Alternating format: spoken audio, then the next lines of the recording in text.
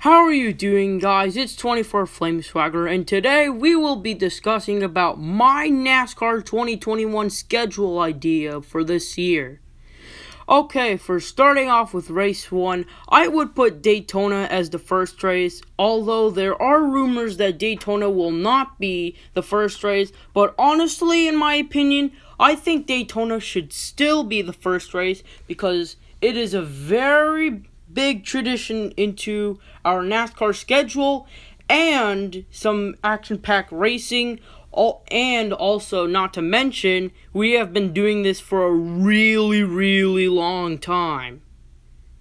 And race number 2, we head to Sonoma for the start of the West Coast Swing. And from my point of view, I think it would be a good idea because, in my opinion, NASCAR, please stop killing the grass for one freaking event in the summertime.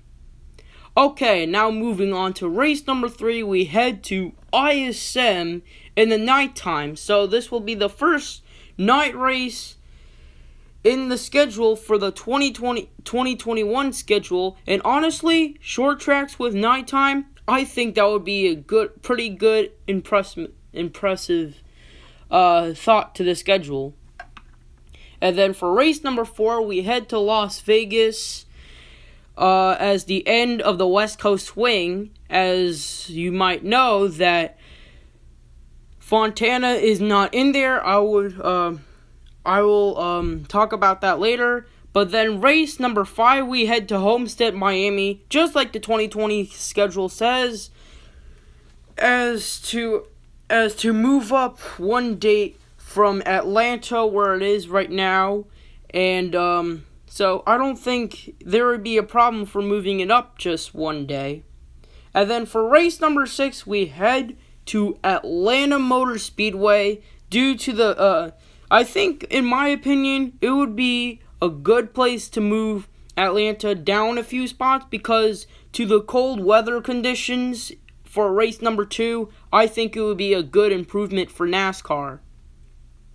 And then race number 7, we head off to Texas Motor Speedway as the only track, only time that Texas will be on the schedule for the 2021 schedule. And then race number 8, we head off to Bristol Motor Speedway, the first short track coast swing. As honestly, for Bristol, there has been some amazing events going on there, so I don't see why not there is a problem. And then moving on to race number 9, we head to Martinsville for another short track racing. And then race number 10, we have Richmond Raceway for race number 10. And then after, from Easter, we head off to Talladega for race number 11. Then race number 12, we head on to move on to New Hampshire, as it will bump up a few spots from its original. And honestly, the past New Hampshire races have been really mediocre, so maybe it's time for New Hampshire to move up, especially with some kind of weather conditions or how it is. But honestly, I think that would be a good change. And then race number 13, we head onto a new short track, and this short track will be called Nashville Fairgrounds. The reason why I put Nashville Fairgrounds in is because people want more short tracks in the schedule, and also it is currently being renovated, so I don't see why not there is a problem putting Nashville in. And then race number 14, we head to Charlotte Motor Speedway, along with the Open All-Star Race, the All-Star Race, and then the regular Coca-Cola 600. And then race number 15, we head on to Kansas Speedway. Then race number 16, we have Chicagoland. So, a lot of people were talking about removing Chicagoland, but staying at the same time because in once a while there is something interesting on, especially from the 2018 with Kyle Busch and Kyle Larson battle with the slide job, so I decided to keep it back on. And then for race number 17, we will have, so there'll be a doubleheader with Pocono Raceway on Saturday and a Pocono road course for Sunday racing. So I'm not exactly sure what the doubleheader will be like for its concept, but honestly, I'm going to take my theory from Formula 2, so I'm thinking the Saturday Pocono Raceway will be a race for qualifying, and the Pocono Road Course will be for the actual finish. So the race for Pocono Raceway will race for the pole, and then Pocono Road Course racing for the end. That's how it should be. And then race number 19, we head on to Daytona International Speedway. Honestly, I want to put Daytona back to where it was because honestly, I really do not like the feeling how they put Indianapolis as the 4th of July special, and Daytona has some pretty good, interesting racing for the 4th of July, so I'm going to keep it back on. But for race number 20, we have another doubleheader with race 20 and race 21 at Indianapolis.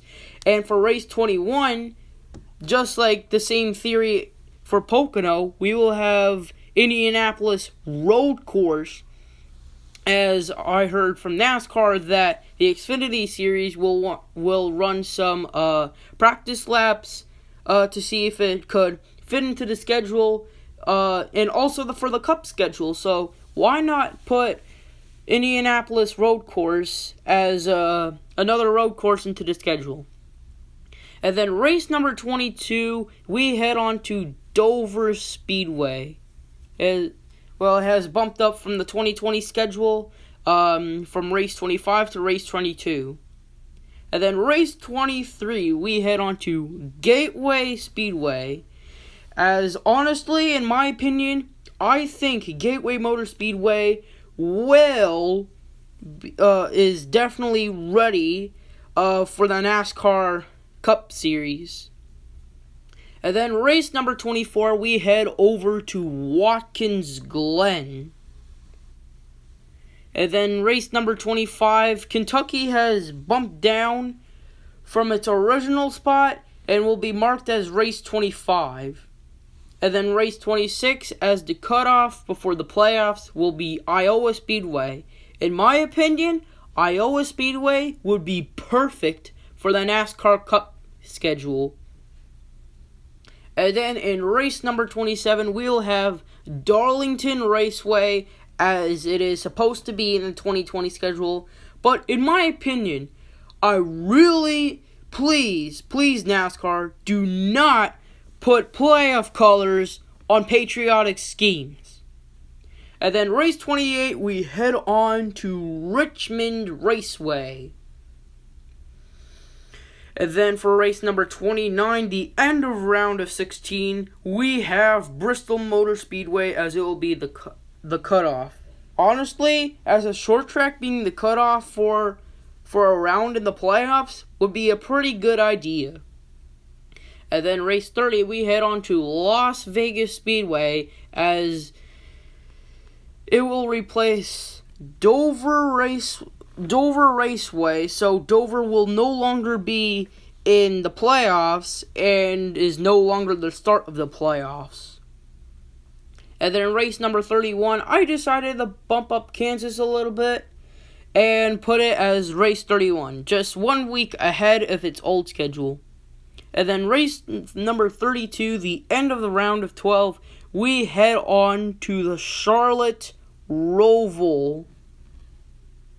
And then race number 33, the beginning of the round of 8, we'll head on to Talladega Motor Speedway for the long... never mind, I lost my train of thought. And then for race number 34, we head on to Martinsville, as it will bump up from its bump up a week from its original plannings from the 2020 schedule. So yeah.